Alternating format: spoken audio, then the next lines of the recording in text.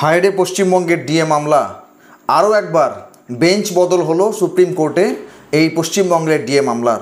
গত কয়েকদিন আগে পূর্ণাঙ্গ শুনানি করার কথা হয়েছিল এবং একদম তালিকার শীর্ষে অর্থাৎ প্রথম দিকে ছিল শুনানির কথা, কিন্তু সেদিন রাজ্য সরকারের পক্ষ থেকে আইনজীবী অভিষেক মনু সিংভি কোর্টে গিয়ে আবেদন করেন অন্য একটা মামলার কাজে তিনি ব্যস্ত আছেন, সুতরাং শুনানি কয়েকদিন পিছিয়ে দেওয়া হোক।